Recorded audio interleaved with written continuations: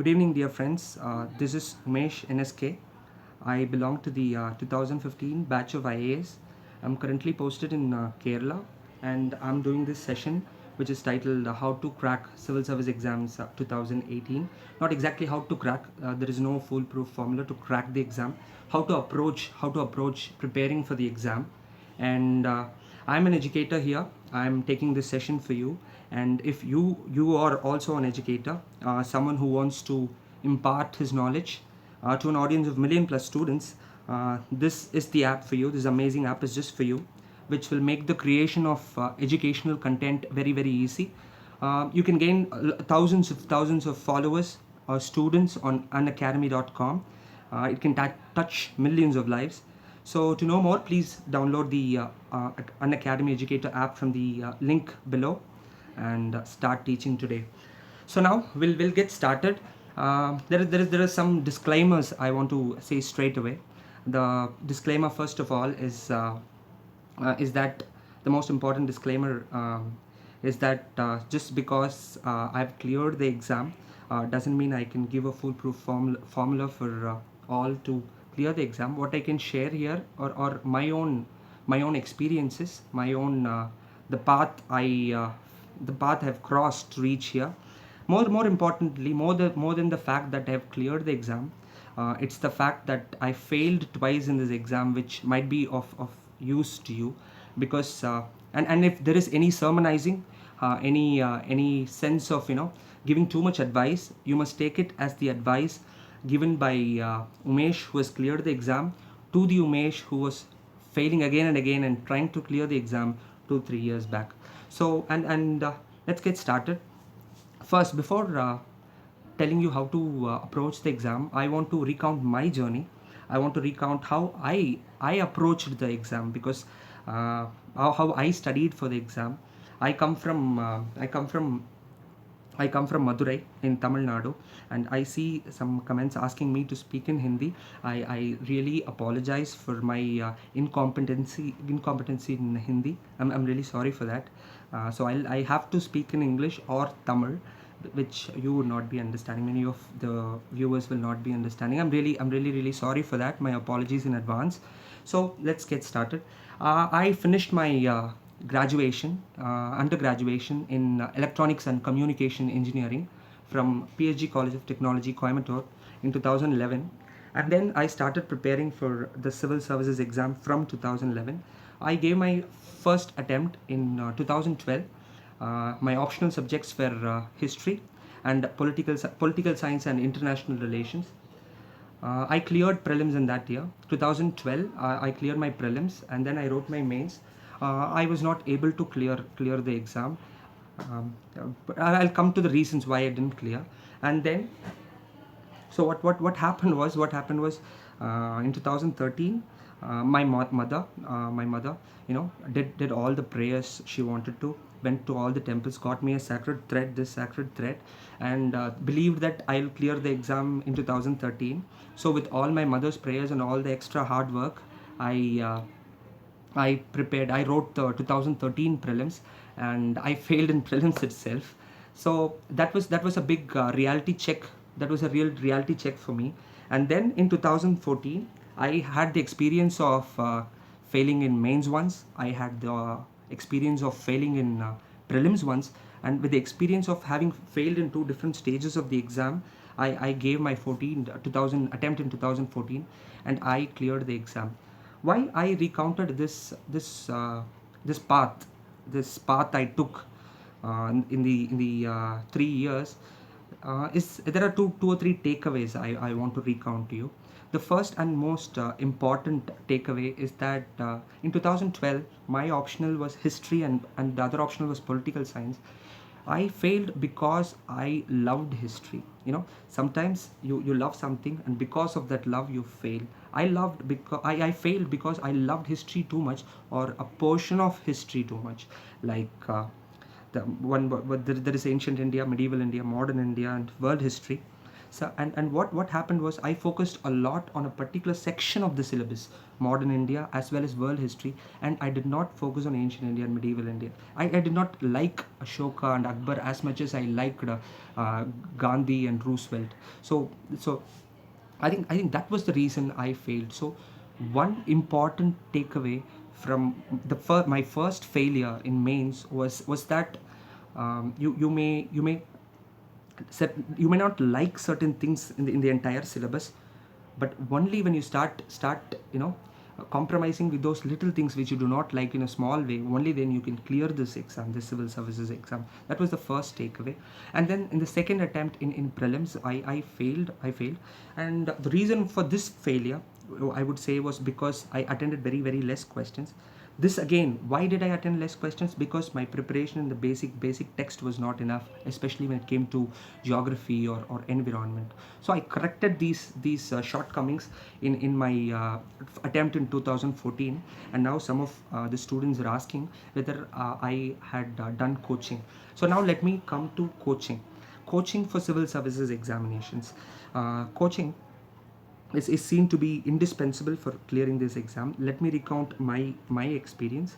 In 2011, I did my coaching in an academy in Delhi. I came to Delhi. I stayed there, but I went more to India Gate. I went more to Indira Gandhi's house. I went more to Trimurti Bhavan rather than the academy. The point is not that the academy was bad or something. The point is I was a bit lazy to go to class, sit down, take notes. So what I did was I came back from Delhi in 2 months. This was 2011 when in 2011 when Anna Hazare was doing his fast. So that was the last day of his fast. I came back to Madurai. I studied from home. Again in 2013 I moved with friends to Chennai. And again there also I did not attend classes. I enrolled in an academy for the sake of my parents, and I studied with my friends. So my experiences, I did not require coaching from a conventional academy, but it is up to the aspirants to decide their comfort level, to decide what they want. Ultimately it's your dream, and I cannot sleep for your dream. I can sleep only for my dreams. So and now let us get into the different stages of the exam. All of you who are commenting here, who are watching this video, you're all very serious aspirants. So I need not go into I need not go into like prelims, what is there, what is in mains, what is in interview. But I want to tell some very basic, very general tips which can hold you in good stead. The first tip is, there are three pillars of this civil service exam preparation. These three pillars are your newspaper reading, your optional subject, and then your knowledge in basic text. When I say basic text, we'll start with that. When I say basic text, I mean text like NCRT books. I mean text like Indian Polity by Lakshmikant. I mean physical geography by Goching Liang. All these basic text. I think that is where one can start appreciating the subject. So let's take polity. You have Indian Polity by Lakshmikant. For environment, you have this. Recently there is a very popular book published by Shankar IAS Academy. So you have all these books. You can start focusing on these books. But the most important thing I would like to tell about prelims is that in 2015 a very major change has been brought about, which is that there is no the second paper, the CSAT paper, which you write in the afternoon, is not taken for merit. It's not taken for merit.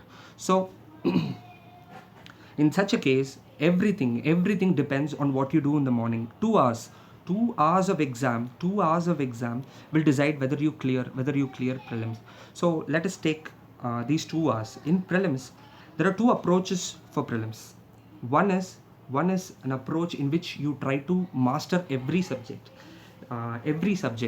Like every subject means history, geography, polity, economics, environment, culture, everything. So in my opinion, this is why I failed in prelims. I told you, right? I failed in my second attempt. I failed in my prelims simply because I tried to cover everything. I tried to study everything. I tried to master economy one day, geography one day, and polity the other day. It's not going to work like that. It will never work like that. So the point is, let's say in an exam of 100 questions,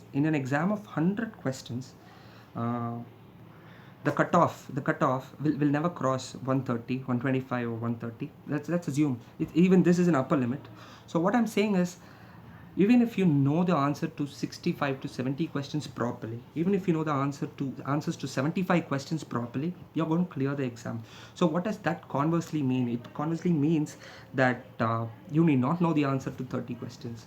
So the key takeaway from this is not that you should not study well, but you, instead of trying to master everything, which is not going to happen very easily unless you invest enough time in everything, unless you love everything. I'm very sure that not all of us are going to love all the subjects equally. Like I love history, I love political science, but I do not love physical geography that much. So I would not focus much on that. So my advice to you, uh, kind of advice would be, instead of trying to master everything over a period of time, you can focus on what you love. Read them in depth.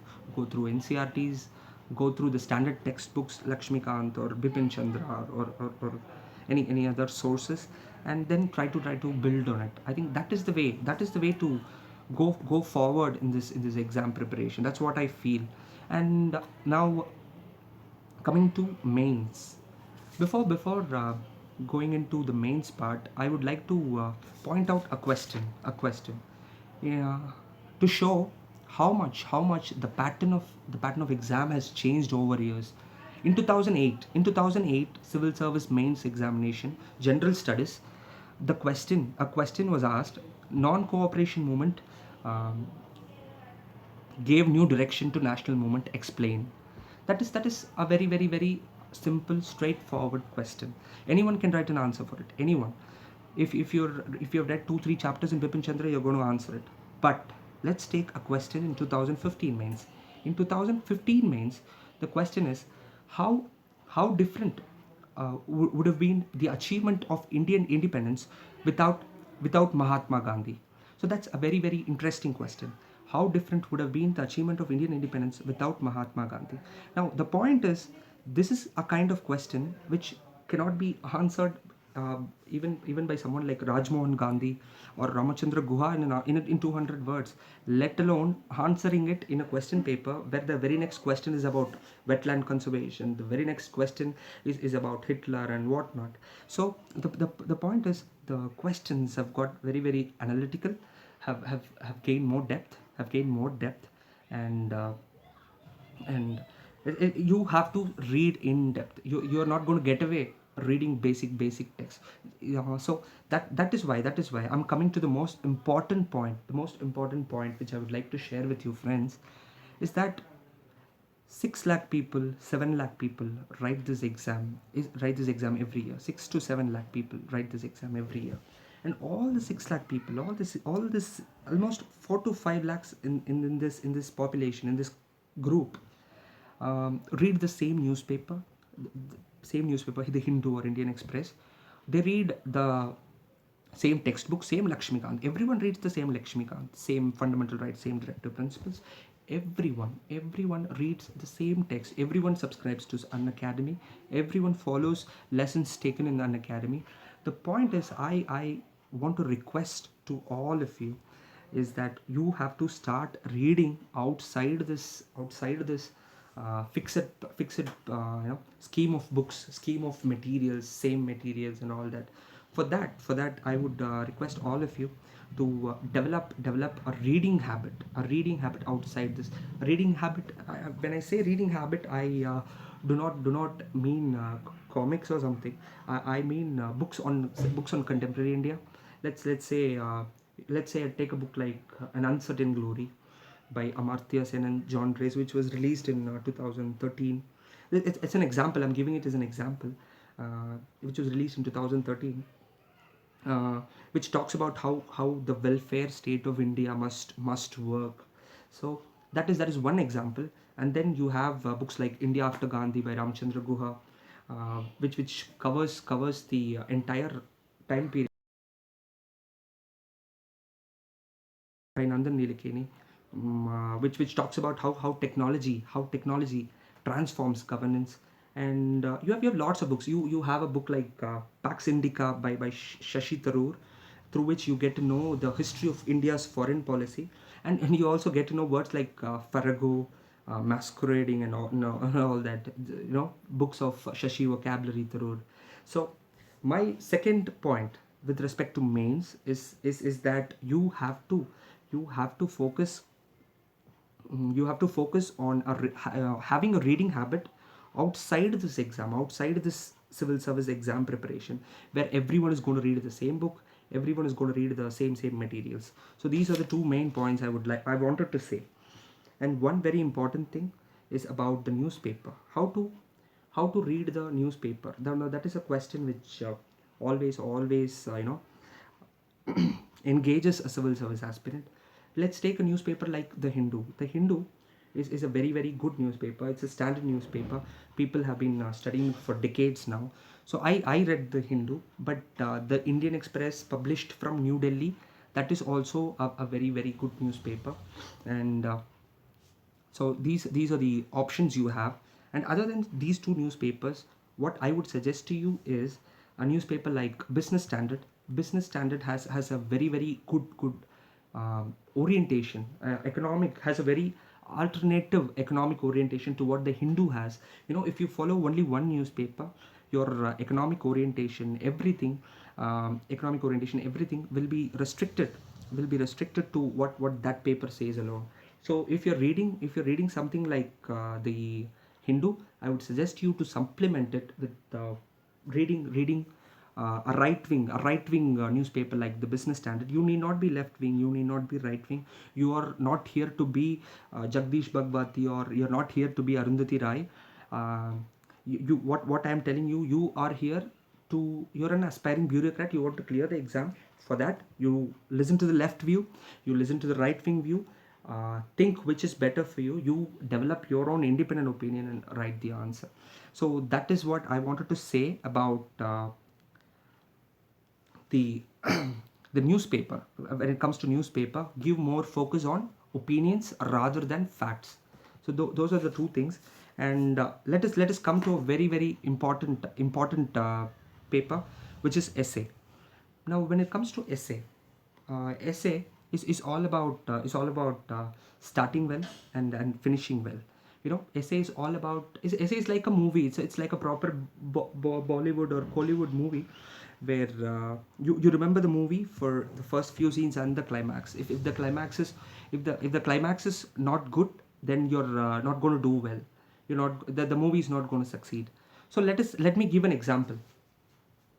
There is this classic book, India After Gandhi, by Ramachandra Guha.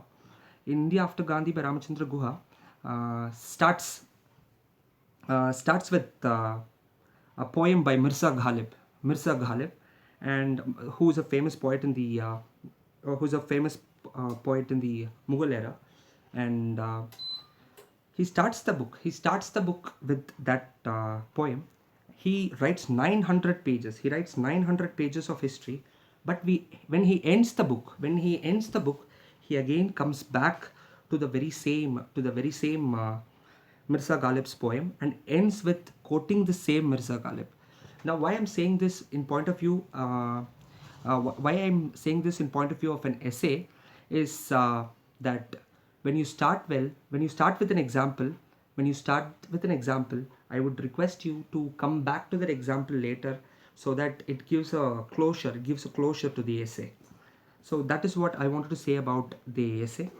And regarding interview, there is no need to prepare specifically for the interview, I would say, because interview is also called the personality test. personality test. So it's all about expressing your personality better. So you need not prepare for expressing your personality. It comes from within. You don't need any coaching for preparing for the interview. That is what I feel. And so these are the different things I wanted to say. And there are some people who some students who are actually commenting, asking how should working people approach the exam. In my case I was not working when I wrote this exam. I prepared independently without going for a job. Um my point is, if you are in a job also, you can clear the exam. I know lots of examples, lots of aspirants who have cleared the exam even while they are working. So even while they are working, so you can also just balance this work preparation thing and succeed. You can study for 4 to 5 hours every day, and um, focus more on 5 hours of studies every day, and then you can go about it. So these are the most important points I wanted to say here. The most important points are that you must have a study plan outside the basic text, because it is very very important. So that's the first thing. And the second thing is, you must realize that failures are very very part and parcel of this game, because I have failed twice. I have failed at prelims and mains. So I can very easily, very clearly tell you that it is very, very possible to fail this exam. So we have to be focused. We have exams will also be able to clear any other exam, be it bank or insurance or state service, state civil service, all the exams. So that's not a problem at all. So that is regarding the backup plans which you can have in case things do not go well. So there is a person who is asking the Hindu versus the Indian Express. The Hindu and the Indian Express, both are very good papers. What I would say is, as far as international affairs is concerned, the Indian Express is more preferable. But when it comes to environment and science and technology, the Hindu is more preferable. So these are all the different points I had noted for sharing with you. I hope the session was decently useful. And there is a person who's asking about history optional. History optional is also a very popular option, a very very easy optional to study. The best thing about an optional like history is, history, the facts don't change. The facts don't change at all for history. Gandhi will do the same thing how many ever times you read for the exam. So it's a very very fixed, a very very easy thing. And one person is one final question I'll take. This final question is, how many hours did you study every day? This is a question which anyone who clears the exam faces while giving all these interviews. So the important question is, how many hours is not at all important. You can be like Virender Sehwag and score 100 of 35 balls. You can be like Rahul Dravid and score 100 of 210 balls. It doesn't matter, as long as you score a century and win the game for India. So the number of hours do not matter at all. In my case, I never crossed more than 7 to 8 hours, I would say. I did not cross more than 7 to 8 hours. So at this point, I hope I touched upon some basics, some stuff which might be useful for you for your civil service preparation. And the most important thing, I would like to end here saying that, quoting some important words of the great Jawaharlal Nehru, our first prime minister. The great man, on June 3rd, 1947, he addressed the public. He addressed the people of this country, saying, we are little men serving a great cause. I would like to amend it, because he somehow forgot the women gender. We in the sense, all these civil service aspirants are all little women and men serving a great cause, the great cause of serving for this country. We are striving to serve for this country. So we are little women and men working for a great cause. And since the cause is great, let some of that greatness fall upon us also. And I sincerely wish all the best to all of you for your preparation, for your future. um, And I really wish that there are many of you watching this video. I hope many of you get to do this video also later in your life. All the best to you. Finally, remember one thing. In 2014, when I was preparing for the examination, I was reading about political thinkers. My optional subject was political science and international relations. I was studying on John Locke, Thomas Hobbes, and Rousseau.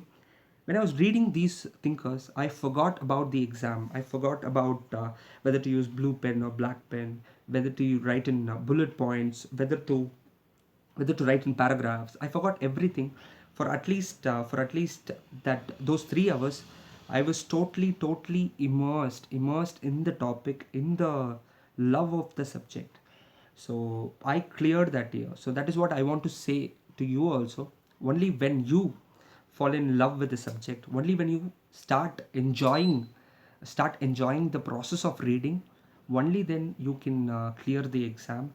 Not only then, in the process of enjoying the entire reading process, you can clear the exam. So I wish all the best to all of you. Thank you so much for your patience, and I apologize once again for not being able to speak in Hindi. Lots of people wanted the session to be in Hindi. I apologize for the incompetency on my part. All the best to all of you. Thank you for your patience. Thank you for your patience. All the best. Thank you.